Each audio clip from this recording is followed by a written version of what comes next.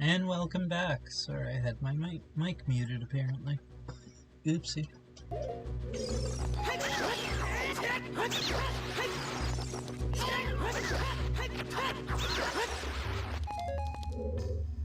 One of the hardest lessons for me to learn was basically how a lot of things just amount to people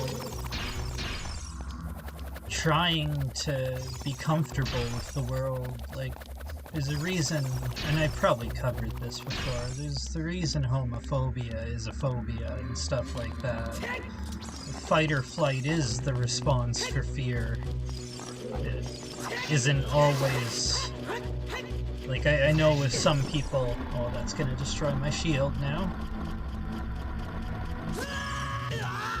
Oh, and the tunic.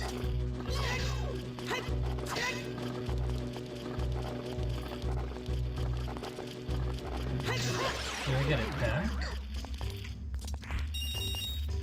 Good. I had no idea that was going to consume the tunic as well.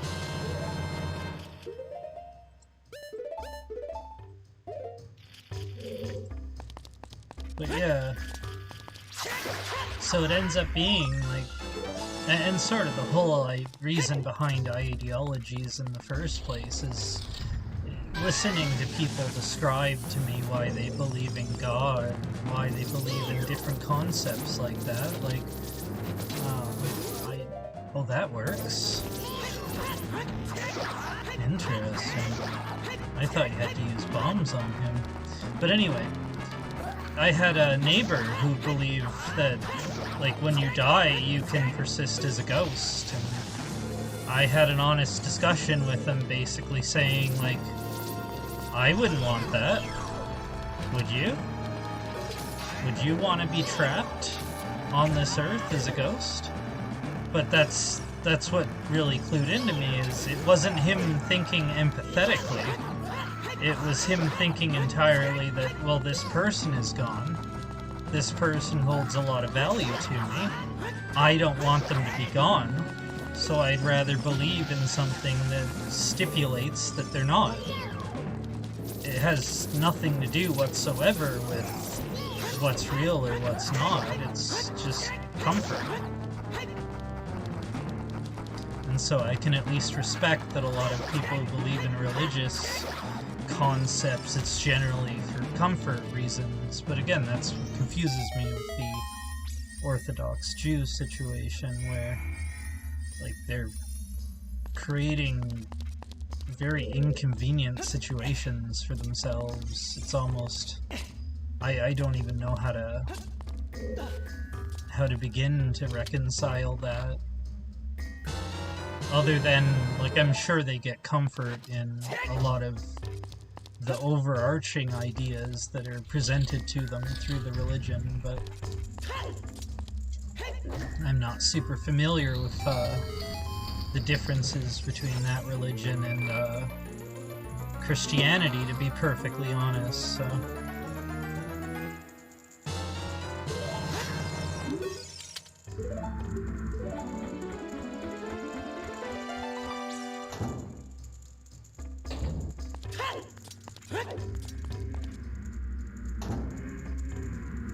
But that's sort of why people are, like, why conspiracy theories feel like they're just ideological and absolutely nothing else, is because they are. It's the same as religion. It's just purely ideological for comfort reasons. There's clearly no other real intent behind it. And I know a lot of it is, like, terrifying, potentially. Like, the microchip thing is just... I get why that would scare most people, but at the same time, it's like, the comfort is in being able to know that you're right. To be able to, like... I've seen posted by, I think it was Dave Rubin, like, oh, all the conspiracy theories are coming true. It's like, no, they haven't. Maybe in your ideological, tainted, filtered, skewed worldview they have, but the military is still being forced to actually play by the right rules. The Navy is too. Science doesn't change just because of your feelings. It's the Ben Shapiro argument of science doesn't care about your feelings, or facts don't care about your feelings is his thing, I believe. Which is, I agree with that. They don't.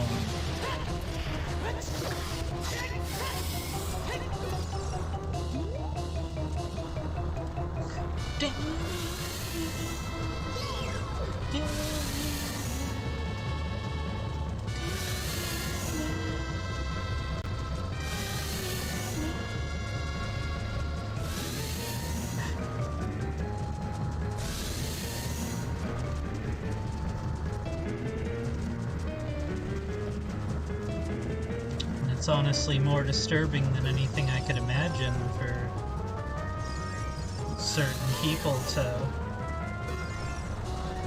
completely decide that they're going to believe in things that have no basis in reality just because it makes them comfortable, when it negatively impacts so many other people. Because in life, everyone's going to have things that they believe. I have yet to meet anyone who doesn't believe internally some special concept of reality that they have some special proof for. Like me with fractals, I kind of like the idea that all of reality is a complex fractal, and I know for me it's this mixture of, well, that would make me right, and it's this element of basically it adds a level of predictability to everything when you can pattern, like reduce everything to patterns to the point to pattern recognize and analyze, and just everything's patterns. It's so much easier to understand that way for me.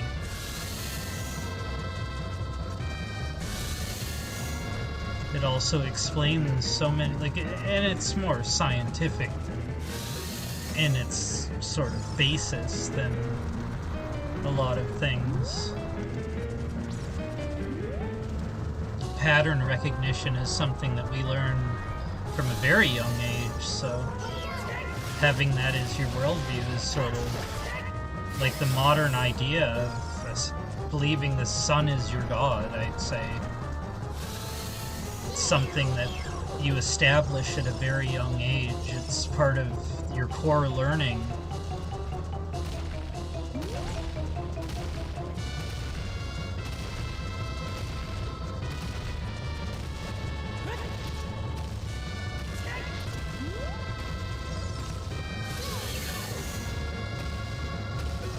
I'm actually surprised I got through this dungeon this fast.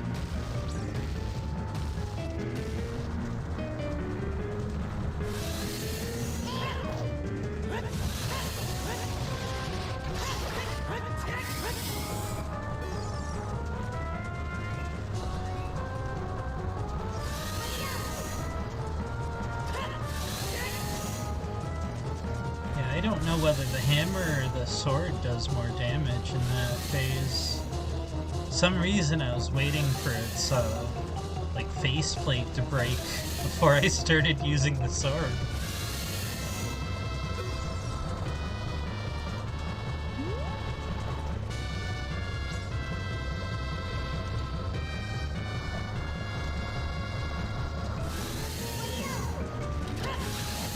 But even with my being transgender, I understand that there's a level of comfort for me. It's something that I'd rather be because it's something that feels more natural to me, and it's not something I could ever expect someone who doesn't have to deal with that to understand. But it does, in reality, come back to the idea of comfort. There's certain things that I don't believe we should force on others.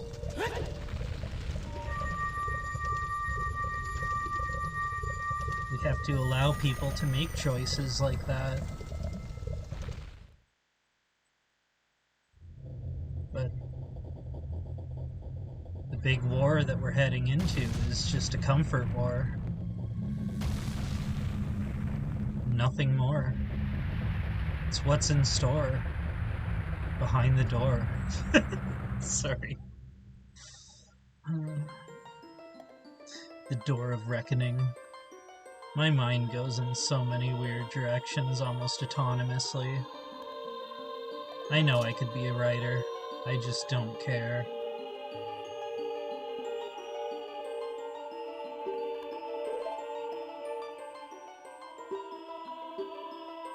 Little buddy.